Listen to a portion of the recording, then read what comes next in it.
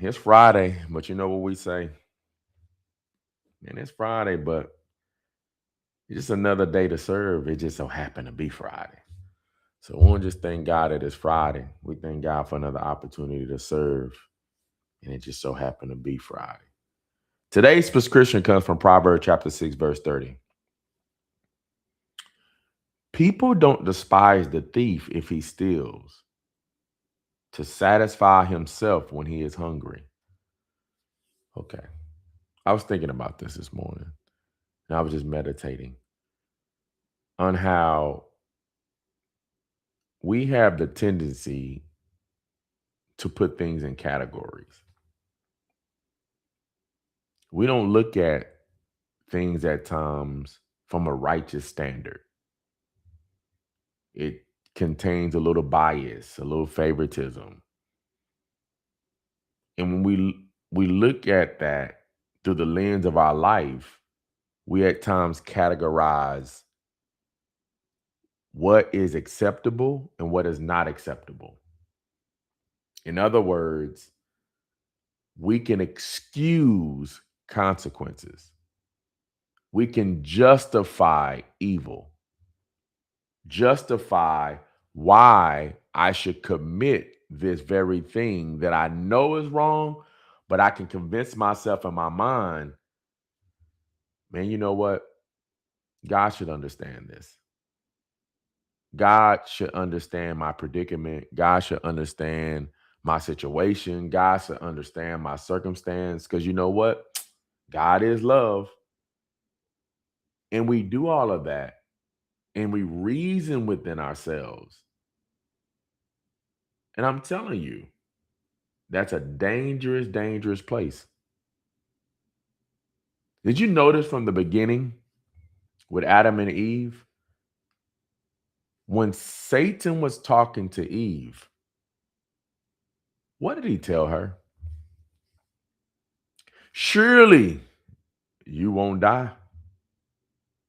Surely there is no way you're going to die. And just think about that peace that he whispers quietly in our ear. Because you know, God is love. I'm adding that with my version here. But I can imagine because that's what he whispers to us.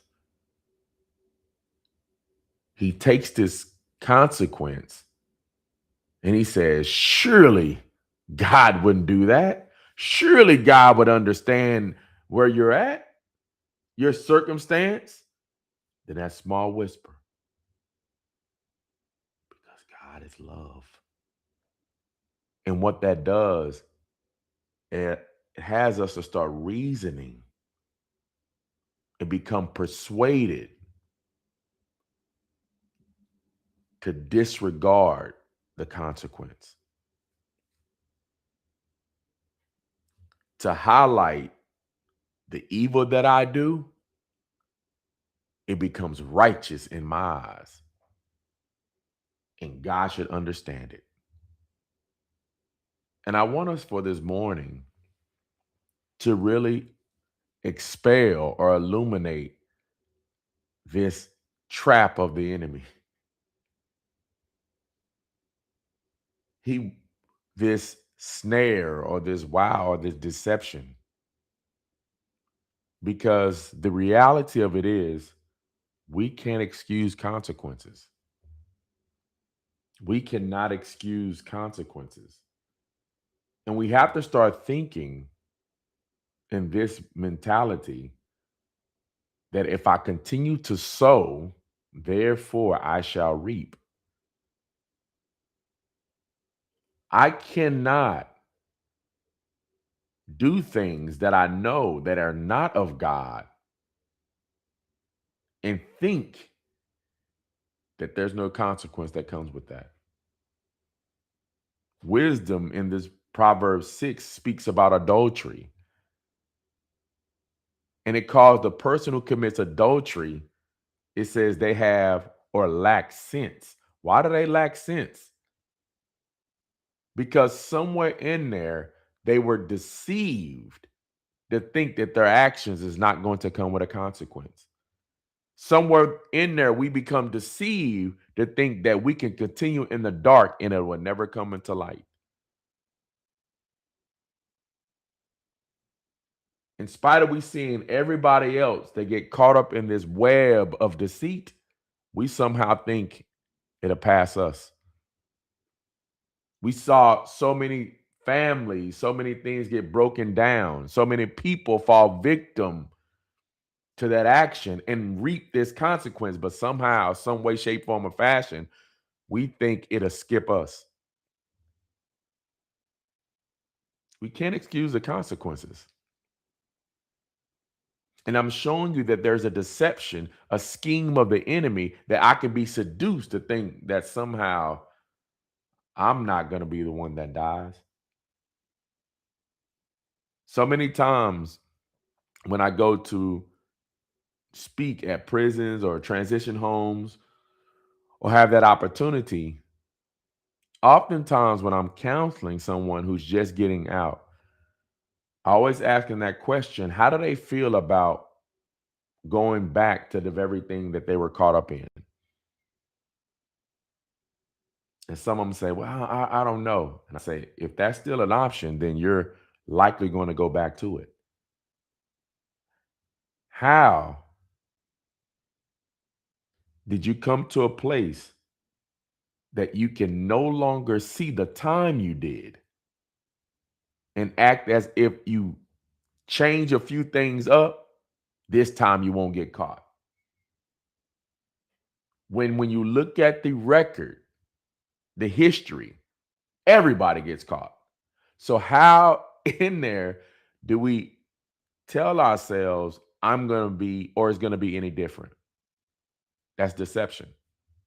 Because somewhere in there, the enemy wants me to think, to excuse the consequence so that it can hit me even harder when it comes. Romans chapter 6 says it like this. I'm going to say this.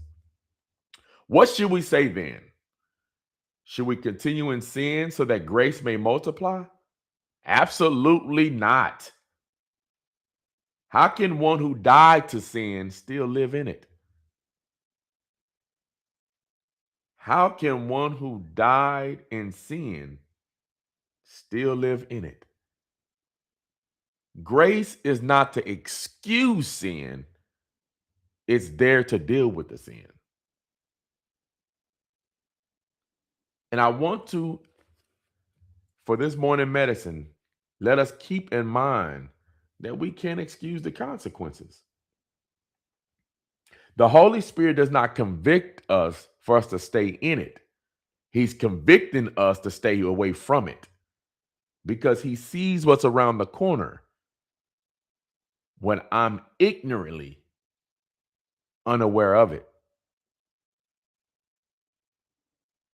If me steal from my job, you open up the door to get fired. If you consistently are late, you open up the door. You cannot excuse the consequence. If you go rob a bank, you're about to do some time. You can't excuse the consequence. If you continue in any action, if we continue going down a road that God says, man, I don't put up barriers, I don't put up warning signs, I don't put up lights, yet you're still choosing to go down that road. And I told you that it's off limits, and you still choose to go down that road, be aware that you're going to reap the consequence. And I'm saying for this morning medicine, sometimes we don't recognize the reality because we've been duped to think that the consequence will never be my reality. If you continue sowing that in your marriage, there's consequences to it. If you continue to train your children up not in the ways of the Lord, there's consequences to it. If we continue going down that path, there's consequences to it. We can't avoid them. We cannot avoid them. We cannot excuse them. What we can do is receive the grace not to go down that path, and for the Lord to deal with what's going on in me so that I won't continue going down that way.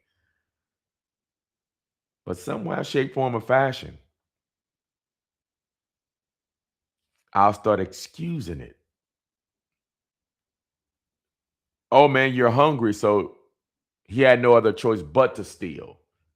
There's always another choice because grace abounds uh, where sin is, grace abounds much more.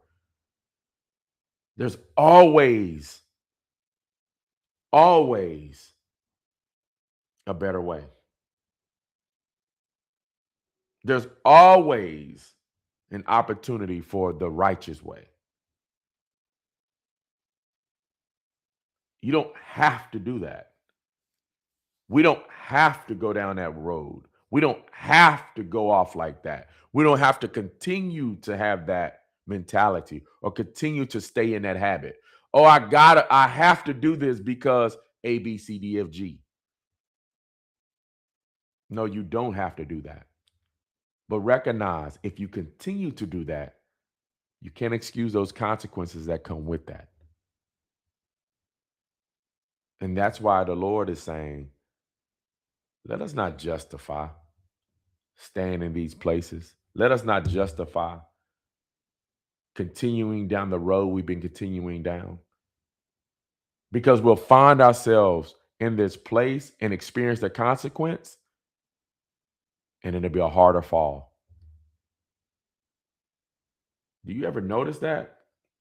We continue these things, God been warning, and we excuse the consequence. And then when it comes, I find myself getting mad at God. But I'm telling you, he's the wrong person to be mad at. Who we should be mad at is Satan. They will allow him to dupe us to think there is no consequence. And I'm just saying for this morning medicine, as we approach today, there's consequences in that. If you continue driving that fast, so don't get mad at the police officer when he pull you over, or when he does not let you go. No. You can't excuse the consequence. Remember, God showed you the speed limit sign. The GPS has it on there, but somehow in there, we ignored it and now want to excuse the consequence. Yeah, I know. Consequences come with inconvenience. That's why the enemy dupes us to think excusing it is more convenient. And all I'm saying for this morning medicine, let's take a look as we approach today. Don't excuse consequences. We can't excuse them. Let's allow grace to deal with it so that it doesn't have to deal with me. This is your morning medicine. I'm just saying we can't excuse the consequences. And I'm not trying to add any more to my life than I already have.